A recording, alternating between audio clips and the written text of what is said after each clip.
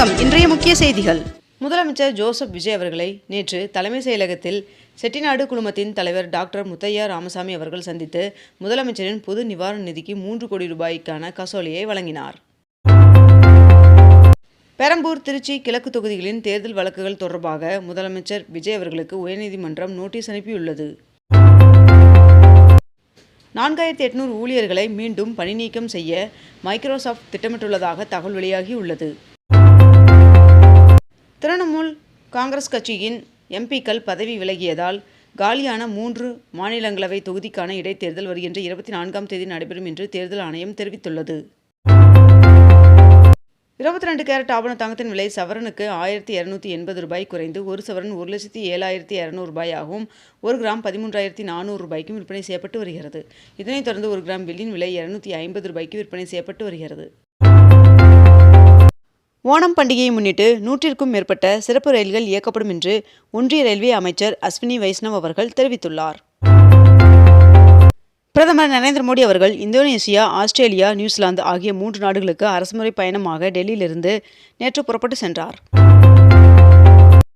கரூர் விவகாரம் குறித்து அமைச்சர் ஆதவ் அர்ஜுனா அவர்கள் பேசியதற்கு எதிரான வழக்கு உச்சநீதிமன்றத்தில் இன்று விசாரணை நடைபெற உள்ளது. அமெரிக்கா, ஈரான் இடையே தற்காலிக போர் நிறுத்தம் ஏற்பட்டு ஹார்முஸ் ஜலசந்தியில் இயல்பு நிலை திரும்பியதால் அவசரகால இயற்கை எரிவாயு விநியோக கட்டுப்பாடுகள் முழுமையாக நீக்கப்படுவதாக ஒன்றிய அரசு அறிவித்துள்ளது. பெங்களூரில் குடிநீரை வீணாக்கினால் 5000 ரூபாய் அபராதம் விதிக்கப்படும் என்று தெரிவிக்கப்பட்டுள்ளது. பலத்த காற்று வீசி வருவதால் நாகை, புதுகை மீனவர்கள் 4ஆம் நாளாக கடலுக்கு செல்லவில்லை.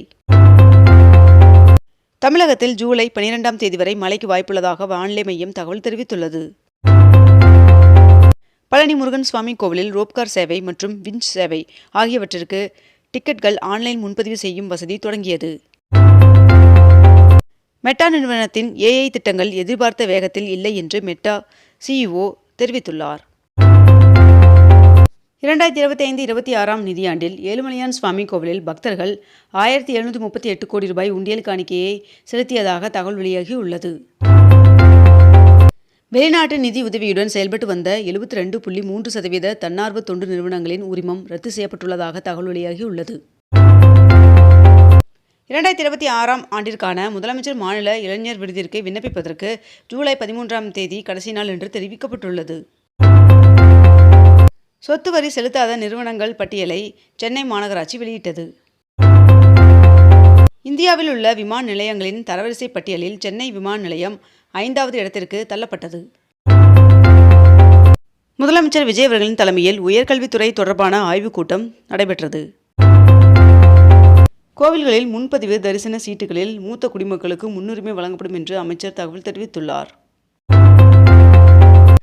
ஊட்டி, குன்னூர் இடையே தினந்தோறும் இயக்கப்படும் சிறப்பு மலை ரயில் சேவை அக்டோபர் 5ஆம் தேதி வரை நீட்டிக்கப்பட்டுள்ளது. திண்டுக்கல்லில் உள்ள காந்தி கிராமம் கிராமப்புற சுகாதார மற்றும் குடும்பநல அறக்கட்டளை நிறுவனத்தில் 6 பணியிடங்கள் நிரப்பப்பட உள்ளன. சென்னையில் நடைபெற்ற VCK விருதுகள் வழங்கும் விழாவில் VCK தலைவர் திருமாவளவன் அவர்கள் 7 பேருக்கு விருதுகளை வழங்கினார். சென்னையில் கட்டுமான விதிகளை மீறியோருக்கு ஒரே நாளில் 12,25,000 ரூபாய் அபராதம் விதிக்கப்பட்டது. கொடைக்கானலில் சுற்றுலாவை மேம்படுத்த ரோப்வே அமைப்பதற்கான சாத்தியக்கூறு ஆய்வை சென்னை மெட்ரோ ரயில் நிறுவனம் மேற்கொண்டுள்ளது. தமிழ்நாட்டில் பள்ளிகளில் பணிபுரியும் ஆசிரியர்களுக்கான தகுதி தேர்வு தாள் 2ஐ 1,60,929 பேர் எழுதியுள்ளதாக ஆசிரியர் தேர்வு வாரியம் அறிவித்துள்ளது. திருப்பதி ஏழுமலையான் சுவாமி கோவிலில் ஜூலை 17ஆம் தேதி ஆனிவார ஆஸ்தானம் நடைபெறுவதையொட்டி ஜூலை 14 மற்றும் 17 ஆகிய தேதிகளில் VIP தரிசனம் ரத்து செய்யப்பட்டுள்ளது. நான் முதல்வன் திட்டத்தை தொடர்ந்து முதல்வர் படைப்பகம் பெயரில் முதல்வர் என்ற சொல் நீக்கப்பட்டுள்ளது. நாடாளுமன்ற மழைக்கால கூட்டத்தொடர் வருகின்ற 20ஆம் தேதி தொடங்கி ஆகஸ்ட் 13ஆம் தேதி வரை நடைபெற உள்ளதாக தெரிவிக்கப்பட்டுள்ளது. தமிழ்நாட்டில் தென்மேற்கு பருவமழை இயல்பை விட 31% கூடுதலாக பெய்துள்ளது என்று வானிலை ஆய்வு மையம் தகவல் தெரிவித்துள்ளது. பெரியபாளையம் இறால் ஆலையில் இருந்து அமோனியா வாயு அகற்றும் பணி 2வது நாளாக நடைபெறுகிறது. வால்பாறையில் உள் விளையாட்டு அரங்கம் அமைக்க மக்கள் கோரிக்கை விடுத்துள்ளதாக தகவல் வெளியாகியுள்ளது. ராஜஸ்தானின் நாட்டின் முதல் கிரீன்ஃபீல்டு ஒருங்கிணைந்த சுத்திகரிப்பு மற்றும் பெட்ரோல் கெமிக்கல் வளாகத்தை பிரதமர் நரேந்திர மோடி அவர்கள் நாட்டிற்கு அர்ப்பணித்தார். மேகதாது அணை விவகாரத்தில் தமிழ்நாடு தீவிரமாக செயல்பட வேண்டும் என்று பாமக தலைவர் அன்புமணி ராமதாஸ் அவர்கள் வலியுறுத்தியுள்ளார்.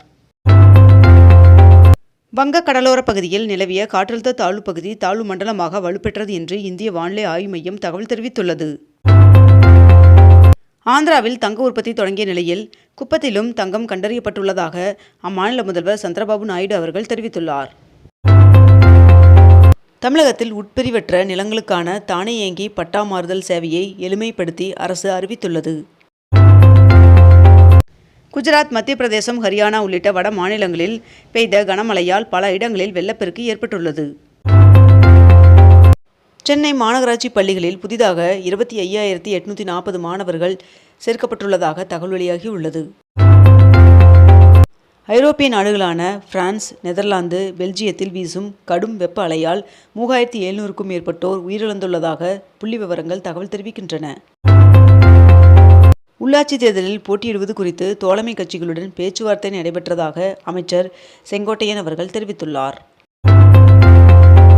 இங்கிலாந்து இந்தியாவிற்கு எதிரான T20 போட்டிகளில் தங்களின் அதிகபட்ச வெற்றிகரமான ரன் சேசிங்கை பதிவு செய்தது.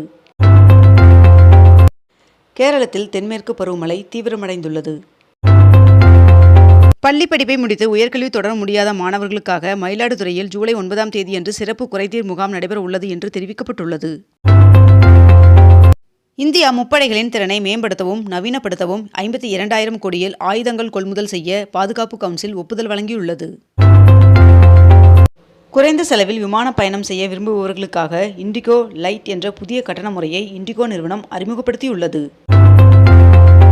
தமிழகத்தில் அரசு பணிகளை ஆய்வு செய்ய ஆளுநருக்கு அதிகாரம் இல்லை என்று அமைச்சர் நிர்மல்குமார் அவர்கள் தெரிவித்துள்ளார். தமிழகத்தில் அரசு பள்ளிகளை முன்னேற்றும் சீரிய பயணத்தில் அரசு பள்ளிகளில் தூதுவர்களாக செயல்பட முன்னாள் மாணவர்களுக்கு தமிழ்நாடு அரசு அழைப்பு விடுத்துள்ளது. தமிழகத்தில் மூத்த குடிமக்களுக்கு வீடு தேடி சென்று ரேஷன் பொருட்கள் வழங்கும் தாயுமானவர் திட்டம் நிறுத்தப்படாது என்று உணவுத்துறை தகவல் தெரிவித்துள்ளது. கோவில்களில் நடைபெறும் குற்றங்கள் குறித்து இமெயிலில் புகார் அளிக்கலாம் என்று அமைச்சர் ரமேஷ் அவர்கள் தெரிவித்துள்ளார். நெல்லை, சென்னை, எழும்பூர் இடையே வாராந்திர அதிவிரைவு சிறப்பு ரயில் இயக்கப்படும் என்று தெற்கு ரயில்வே அறிவித்துள்ளது. திருத்தணியில் வருகின்ற ஜூலை 13ஆம் தேதி முதல் பழைய பேருந்து நிலையத்தில் பேருந்துகள் நின்று செல்லாது என்று நகராட்சி நிர்வாகம் அறிவித்துள்ளது. கோவையில் தேசிய கால்நடை நோய் தடுப்பு திட்டத்தின் கீழ் 2,39,000 மாடுகளுக்கு கோமாரி நோய் தடுப்பூசி போடும் பணி தொடங்கியுள்ளது. இத்துடன் இன்றைய தலைப்புச் செய்திகள் நிறைவடைந்தன. மேலும் இதுபோன்ற அண்மை தகவல்களை உடனுக்குடன் தெரிந்து கொள்ள அக்னிபூ சேனலை சப்ஸ்கிரைப் செய்து கொண்டு தொடர்ந்து இணைந்திருங்கள். நன்றி, வணக்கம்.